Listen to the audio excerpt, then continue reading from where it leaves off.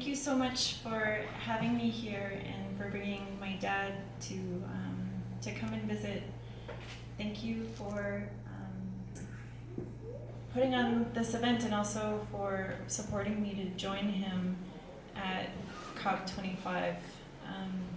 Before I get into that, I also just want to pay special respect to Chief Doris Bill and just recognize that we are here on her territory, and I'm so very honored to have her in the room and to have been able to introduce my dad to her. So I was born and raised in Sambake in Yellowknife, Dënesúłiné, Northwest Territories. My mom was Haitian and Taino from Haiti in the Caribbean. My biological dad is from Nunavut, from Pond Inlet, and I was born and raised with my mom in Dënesúłiné. And when I was 14, I became part of François' family, and he and his family have been effectively my home base and my grounding. And so much of what I've learned about being an Indigenous woman, about what it means to live in the world in a good way and to have a connection to the land and to the spirit world is through what I've learned from him and what he's been able to provide for me. So it was an honor to be able to join him. He has been on the world stage for over 50 years. When he was 21, I believe, he was elected to be the chief of Smith's Landing First Nation. And at the time, he was the youngest chief of the Dene chiefs, and they together formed the Dene Nation. And in their time, they led this monumental set of movements in the Northwest Territories that had a big impact on the world.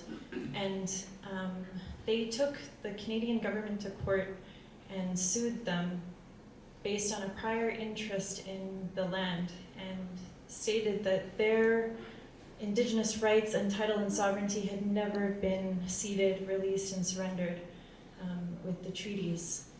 And they won their case. It is known as the Paulette caveat, and that, along with another landmark case in BC known as the Calder case, those two put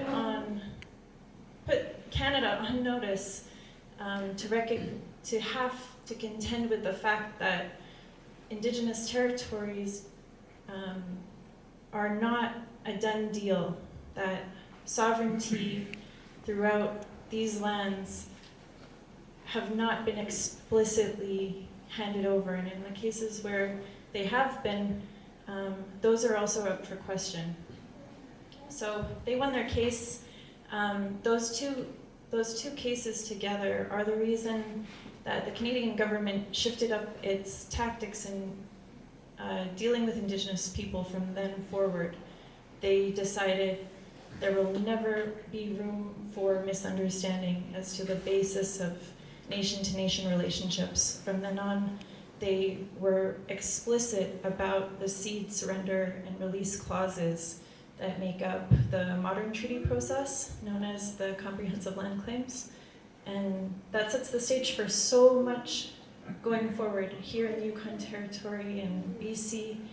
A lot of that process is a direct result of some of these actions that happened. At that time, they also stopped the largest ever proposed industrial operation project in the world, which was the proposal of the Mackenzie Valley gas pipeline. There was an inquiry known as the Berger Inquiry that swept across the north. They heard testimony from over 3,000 Dene people, Métis people, Inuit people that would be impacted if this pipeline was ever to be built. And they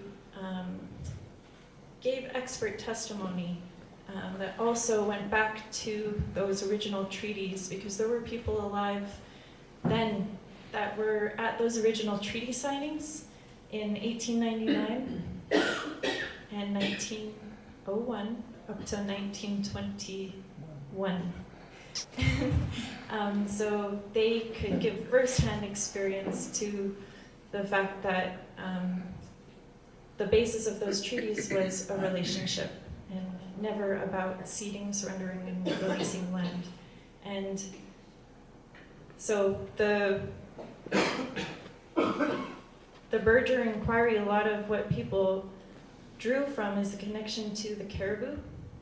And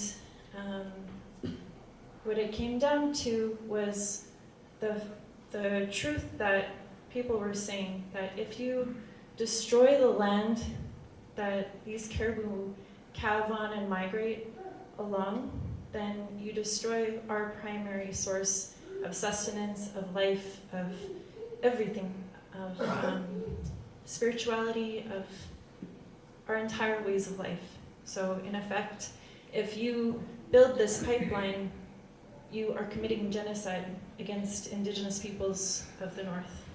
And so they stopped that pipeline, and that pipeline still surfaces sometimes, talks about it, but it still to this day, that area has been protected from that development, and that was in large part led by my dad.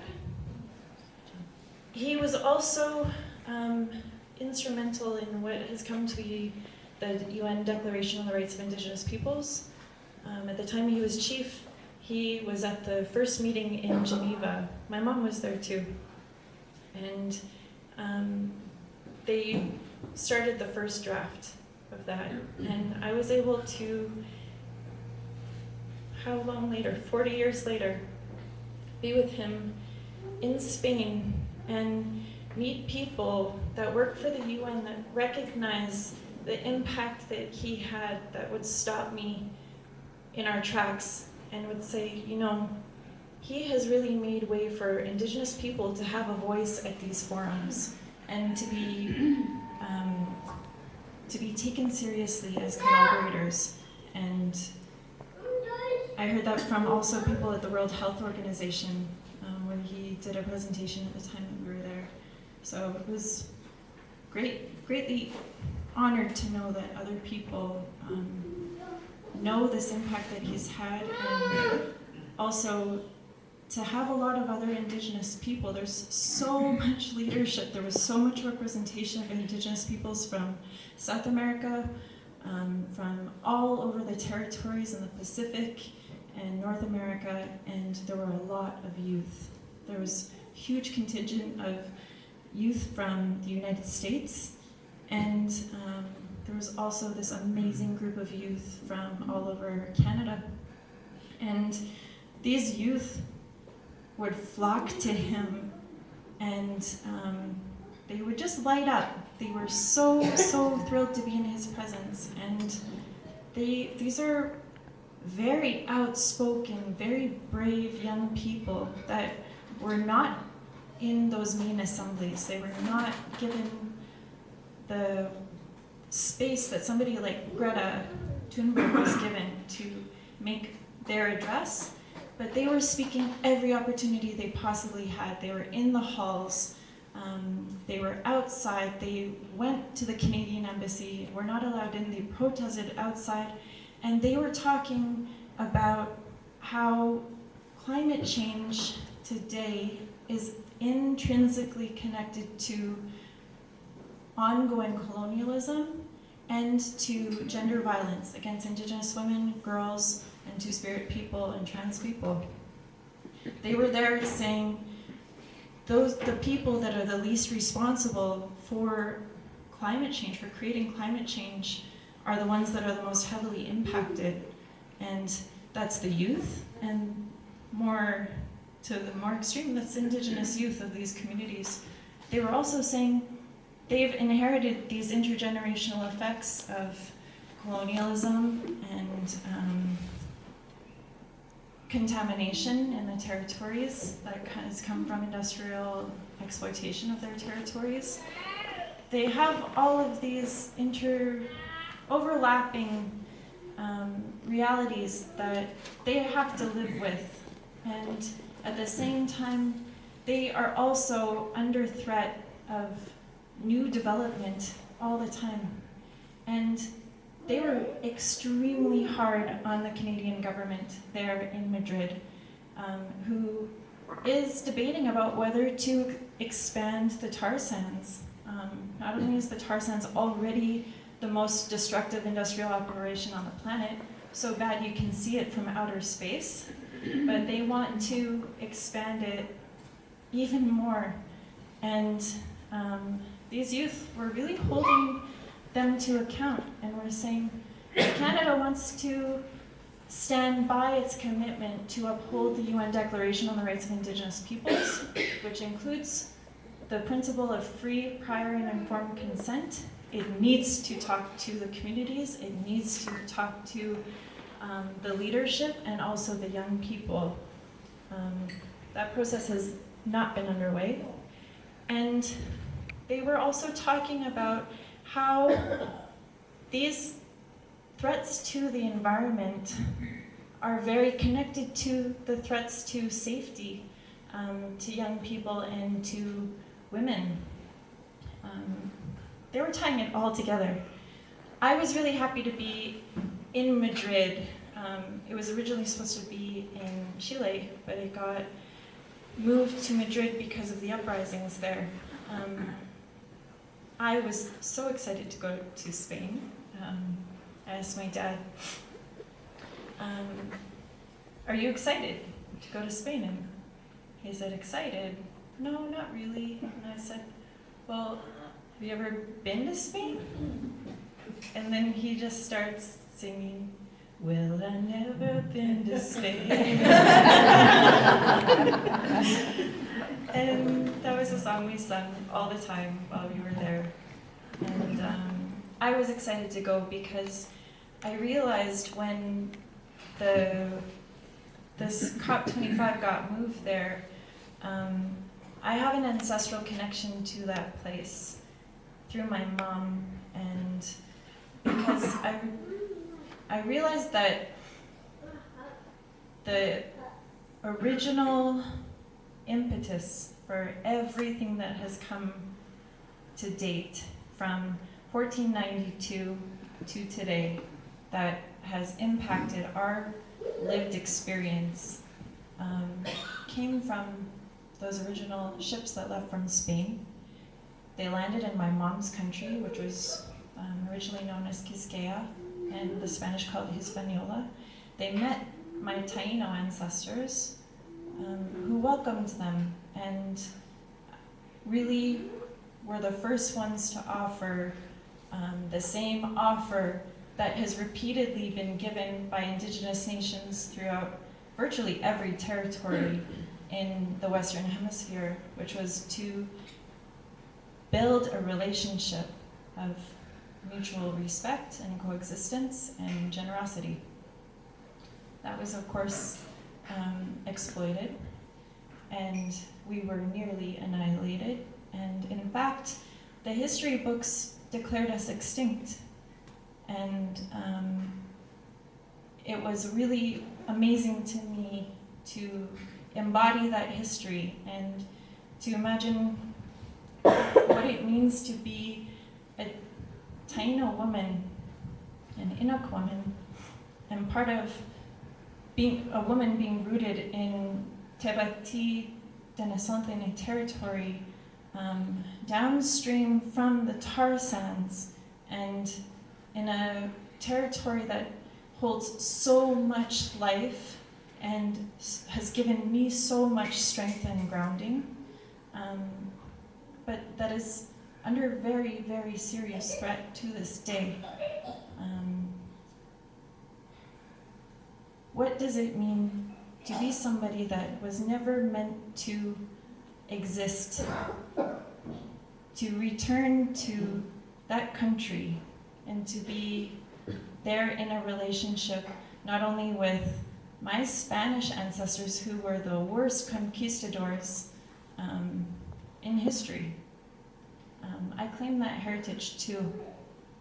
And to be there and to recognize that none of that can be undone, but my interest was to try and learn about how that history can inform how we go forward. And that was the most valuable thing that I heard from so many people about not just this history that a lot of people would rather not factor in to today. A lot of those climate change talks were just talking about climate change and thinking that, you know, it's comes from carbon emissions, when in truth what these young women and young men from all these other Indigenous nations were saying is it comes from a fundamental change in the way human beings have been in relationship with the land. Since 1491, that's where that change happened. And no matter what has been exploited in our territories, whether it's gold mining or deforestation, oil and gas, those things change over time, but what stays the same is the relationship of domination and exploitation of the lands and of the people. And it doesn't have to be that way. We are still offering to be collaborators in building solutions and finding solutions. What the Canadian, oh, they're getting that, like I call them Canadian, the Indigenous young people from territories all throughout this part of the world were saying was that yes, they are the most heavily impacted. Yes, they're on the forefront, on the front lines of climate impacts and environmental destruction. But they are also at the forefront of the solutions. And so they were there vying for space, vying to use their voices, which were really uncompromising, and saying that the solutions are within our own values and our own ways of life, and those are inherently connected to the land. One final thing I'll say about that time was the most moving thing that I witnessed while I was there was seeing a panel of these young people who, every one of them spoke from the heart. It's very emotional. And they were there talking about the experiences that they live with, all these overlapping impacts. And the room got heavy,